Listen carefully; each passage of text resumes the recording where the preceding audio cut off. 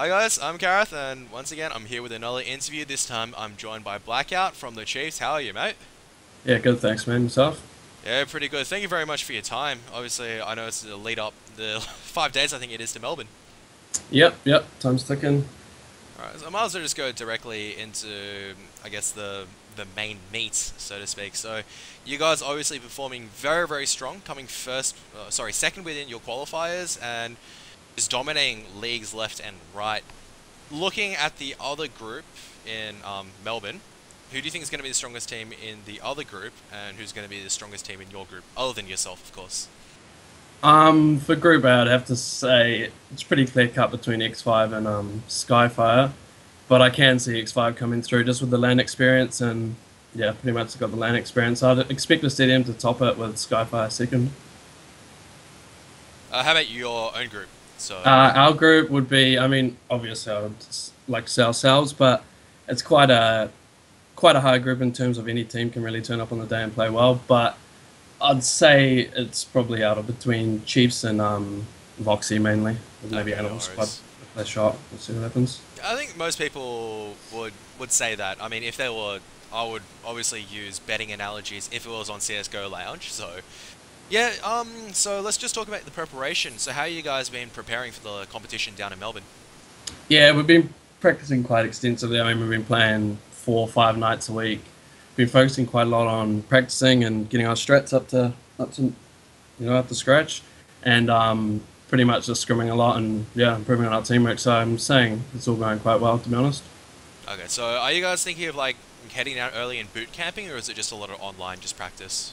Yeah, so far it's been online, but we're heading down to Melbourne. We're all meeting each other Thursday and in a boot camp Thursday and Friday night. So we get a few nights together. Okay, no worries. So, so who's traveling down? So I know you're from New Zealand. I do know that Dan's is from Sydney. So who's local and who's going to be traveling Um, far and wide like yourself? we're all pretty much, none of us are from Melbourne, so we're all flying there. It's me and Simon from New Zealand, Dan's is from Sydney, Wizards from Sunshine Coast, and RBZ's from Adelaide, so none of us are from Melbourne, we're all making the trip down. Oh, okay, no worries. Okay, so onto the players to watch. Who would be one pick for your player on who's expected to shine, and who would be an unexpected pick? So someone who may be a bit of a dark horse player within the tournament. Is this our team or just any teams in Any particular? team. I mean, obviously, there's going to be big performers that show up on LAN, like Destiny and Raz, I think, going to play quite well for XL5. But, I mean, it'd be interesting to see how Tux goes, honestly, being his first LAN. He hasn't played on LAN before, as far as I know. So, I mean, he's an unexpected one. Don't really know how it's going to go. Okay, yep. Okay, so and obviously, who do you think other than your team will take out the first prize or the top three leaderboards, should I say, other than your team?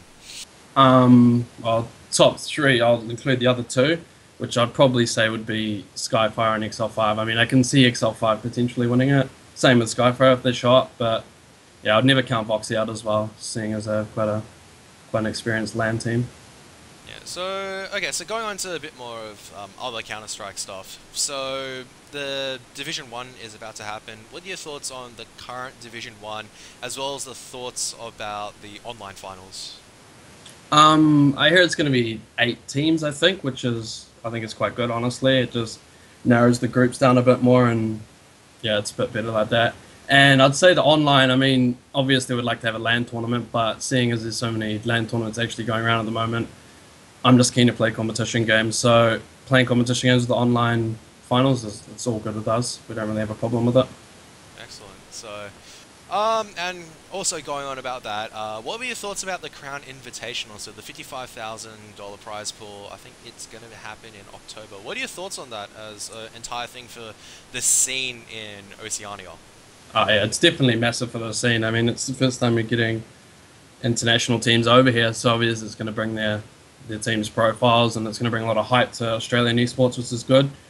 I mean, for us personally, I mean, we really hope we can play in this event. As obviously, it's probably going to be the biggest event Australian CS:GO's hosted. So, yeah, big things ahead. Really, hope we can play. Okay. And I haven't asked the other teams this because I feel like they haven't been as established as your team as well. So Renegades or the previous Vox Eminor have gone overseas. Immunity have gone overseas. What's the Chiefs' goal during this meantime? So ended 2015 into 2016. What's the goal for the team? Well, obviously our immediate goal is to take out ACL. Then obviously our focus is to get to the Crown Casino event. But in all honesty, it is mainly to close the gap between Immunity, Renegades, and the other teams below them. So, I mean, we'd ideally like to get up to their level and potentially have the chance to go overseas and play overseas tournaments in the late 2015, 2016. And just talking with you, because I think you're one of the teams in this event who's actually had a relatively stable roster compared to the other teams. What do you think about what do you think about team stability? What can be encouraged to make sure teams actually stay together? Since I think we do have a bit of a problem within the Oceania scenes with team splitting. What do you think can be done to solve this issue?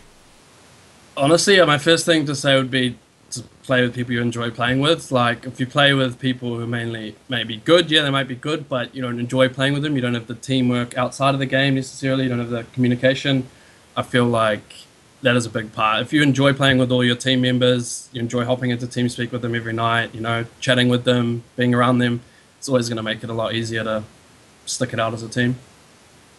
Okay, no worries. So, thank you so much for your time. Is there anyone that you'd like to thank or give a shout out to? Yeah, I'd like to thank Chase for picking us up and giving us the opportunity to head to Melbourne, and really looking forward to representing them.